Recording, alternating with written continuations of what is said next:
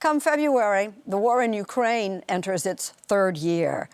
We've asked correspondent Charlie D'Agata, who's been covering the war from the first, for an assessment. Russia's invasion of Ukraine has become a war of grinding attrition. And much of the world's focus has shifted elsewhere. President Volodymyr Zelenskyy recently visited the White House, acutely aware of eroding U.S. support for the war, pleading for more American military aid. Ukrainians haven't given up and won't give up.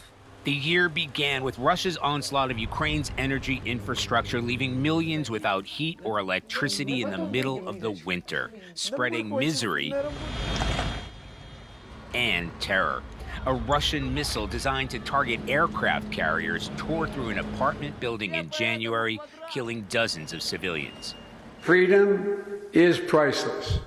In President Biden's surprise visit to Kyiv in February, he pledged U.S. support, saying, "The Americans stand with you and the world stands with you."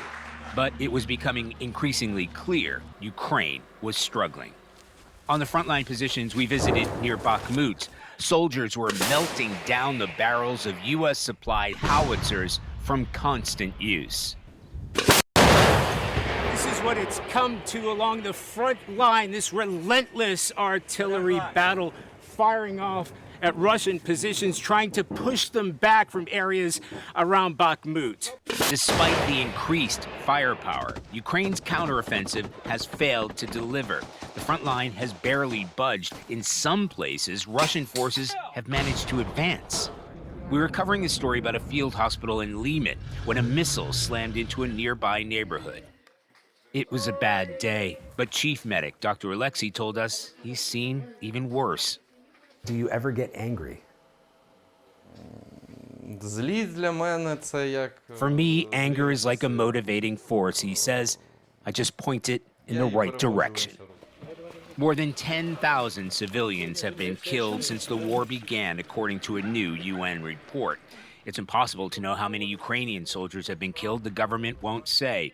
Russia has likely suffered far more casualties, with estimates in the hundreds of thousands.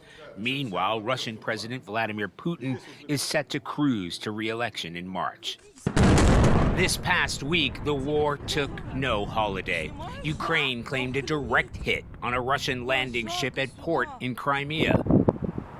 And Russia launched a new air attack on Ukraine, the biggest since the invasion began.